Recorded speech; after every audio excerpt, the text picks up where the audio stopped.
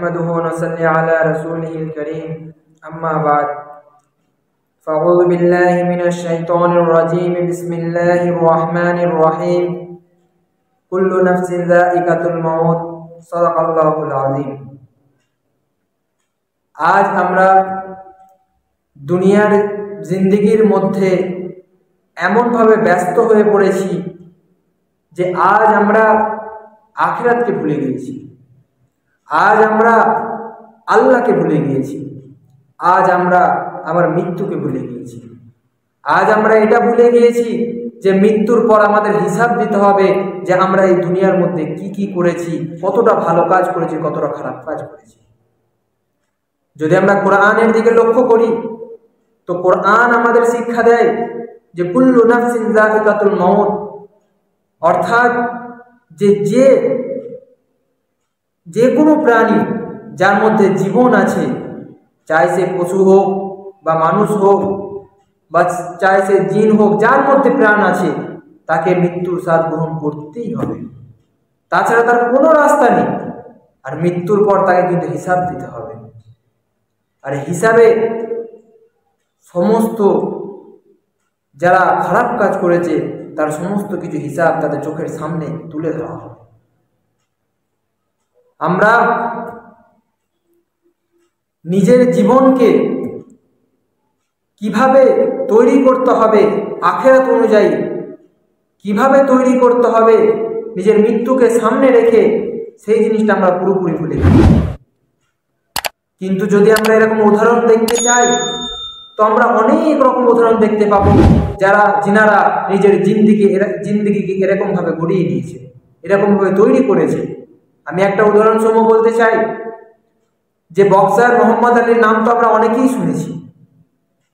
এই boxer Muhammad Ali তিনার পকেটের মধ্যে একটা সবসময় লাইটার রাখতেন, কিন্তু তিনি সিগারেট পান করতেন না, তিনি সবসময় তার পকেটে একটা লাইটার রাখতেন। তো সাংবাদিকরা যখন তেনাকে জিজ্ঞাসা করলেন যে আপনি পকেটের মধ্যে লাইটার কেন রাখেন, আপনি তো সিগারেট পান করেন না, তো তখন তিনি যে উত্তরটা দিয়েছিলেন, খুব সুন্দর একটা উত্তর দিয়েছিলেন। তিনি বলেছিলেন নিজের স্টেটমেন্টের মধ্যে যে দেখুন, আমি সিগারেট পান করি না, কিন্তু আমি যখন কোনো গুনার কাজ করতে যাই তো তখন আমি সেই লাইটার দিয়ে নিজের আঙুলকে জ্বালিয়ে দিই। আরে জ্বালিয়ে নেওয়ার পর যখন আমার আঙুল জ্বলে ওঠে তো তখন আমি ভাবি যে এই সামান্যটুকু আগুন আমি সহ্য করতে পারছি না, কিন্তু কাল মৃত্যুর পর যখন কাল কিয়ামতের দিন আমাকে জাহান্নামের আগুনে পোড়ানো হবে তখন আমি কিভাবে সহ্য করব। তো এই ভেবে আমি সেই গুনার কাছ থেকে সরে চলে আসি। তো দেখুন, অত বড় বক্সার তিনি আমাদেরকে কি শিক্ষা দিচ্ছেন, তিনি কিভাবে নিজের মৃত্যুকে সামনে রেখে নিজের জীবনকে গড়ে তুলেছেন, তিনি কিভাবে তেনার আখিরাতকে নিজের মাথার মধ্যে ভাবনা চিন্তা করে নিজের সামনের কাজ, সামনের আমলগুলোকে করেছেন। ওলামারা বলেন যে বিদআতীরা যারা হয়, যারা বিদআত করে, তো তাদের তওবার নসিব হয় না, তারা তওবা করতে পারে না। তার সবথেকে বড় কারণ হচ্ছে যে তারা নিজের গুনাহকে গুনাহ মনে করে না, তারা সেই গুনাহকে সওয়াব মনে করে, উপরন্ত গুনাহকে গুনাহ মনে করে না, সেই হিসাবে তারা সেই কাজ করে যায়।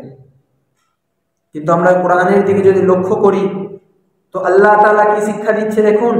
আল্লাহ তাআলা বলছেন যে সূরা মুলকে আল্লাযী খালাকাল মাউতা ওয়াল হায়াতা লিয়াবলুয়াকুম আইয়ুকুম আহসানু আমালা, অর্থাৎ যে আমি মৃত্যু এবং জীবন উভয়কে সৃষ্টি করেছি এটা পরীক্ষা করার জন্য যে তোমাদের মধ্যে কে ভালো কাজ করে এবং তোমাদের মধ্যে কে খারাপ কাজ করে। তো এখানে একটা শিক্ষণীয় বিষয় হচ্ছে যে আল্লাহ তাআলা সর্বপ্রথম সৃষ্টির মধ্যে রেখেছেন মৃত্যুকে, যে খালাকাল মাউতা ওয়াল হায়াতা, যে সর্বপ্রথম আমি কাকে সৃষ্টি করেছি, মৃত্যুকে, তারপরে আমি সৃষ্টি করেছি জীবনকে। তার মানে এখানে আল্লাহ তাআলা শিক্ষা দিতে চাইছেন যে তোমরা তোমাদের নিজের জীবনের মধ্যে মৃত্যুকে আগে রাখো, তারপরে তোমরা তো নিজের জীবনকে ভাবো, মৃত্যুকে সামনে রেখে তোমরা তোমাদের জীবনকে গড়ে তোলো। হুজুর পাক সাল্লাল্লাহু আলাইহি ওয়াসাল্লাম হাদিসের মধ্যে বলেন যে কুল্লু বানি আদম খাত্তাউন ওয়া খায়রুল খাত্তাইনা আত-তাওয়াবুন, যে সমস্ত মানুষ, সমস্ত বনি আদম গুনাহগার, এরা গুনাহ করবে, এদের ফিতরতের মধ্যে আছে গুনাহ করা, কিন্তু এই সমস্ত গুনাহগারের মধ্যে থেকে উত্তম হচ্ছে সেই ব্যক্তি যে বেশি করে তওবা করে, যে বেশি করে তওবা করে নিজের গুনাহকে মাফ করিয়ে নেয়, তো সেই হচ্ছে বেহতার, সেই হচ্ছে জান্নাতি। তো শ্রোতা মণ্ডলী, আমরা নিজের জীবনে জানি না কত গুনাহ করেছি, কিন্তু নিজের গুনাহের জন্য তওবা করি এবং আগামীতে সেই গুনাহটা না করার জন্য প্রতিজ্ঞা করি। ওয়া আখিরু দাওয়ানা আলহামদুলিল্লাহি রাব্বিল আলামিন।